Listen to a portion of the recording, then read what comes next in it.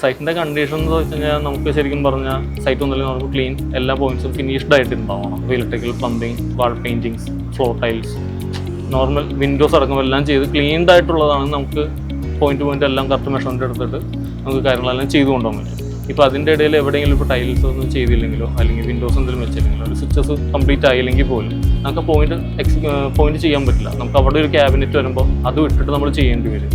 അപ്പോൾ അത് നമുക്ക് കറക്റ്റ് ലൊക്കേറ്റ് ചെയ്യണമെന്നുണ്ടെങ്കിൽ തന്നെ കംപ്ലീറ്റ് ആയിട്ടുള്ള ഫ്ലാറ്റ് ചെയ്തിട്ടുണ്ടെങ്കിൽ മാത്രമേ നമുക്ക് ഇന്റീരിയർ സ്റ്റാർട്ട് ചെയ്യുള്ളൂ. പക്ഷെ അത് ചെയ്യാം, പിന്നെ അത് നമുക്ക് പ്രീ പ്ലാൻഡ് ആയിട്ട് നമുക്ക് ചെയ്യാൻ പറ്റും.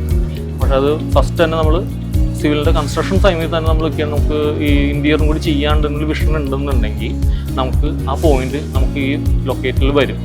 ഇപ്പോൾ വിൻഡോൻ്റെ സൈഡിലാണെങ്കിൽ അല്ലെങ്കിൽ ഡോറിൻ്റെ സൈഡിലായിരിക്കും സ്വിച്ച് ബോർഡ് വരാം. അതനുസരിച്ച് നമുക്ക് ബാക്കി കാര്യങ്ങൾ ഡിസൈൻ ചെയ്തു പോകാം. അപ്പോൾ കൺസ്ട്രക്ഷൻ ടൈമിൽ തന്നെ പോയിന്റ് അവിടെ ആയിരിക്കും. ഫിനിഷിംഗ് ടൈമിലും ആ പോയിന്റ് കറക്റ്റ് നമ്മൾ പ്ലാൻ ചെയ്ത പോലെയാണെങ്കിൽ അവിടെ തന്നെ ആയിരിക്കും പോയിന്റ്. നമുക്ക് ബാക്കിയെല്ലാം കണ്ടിന്യൂസ് അതിൽ കൂടി തന്നെ ചെയ്ത് പോകാൻ പറ്റും.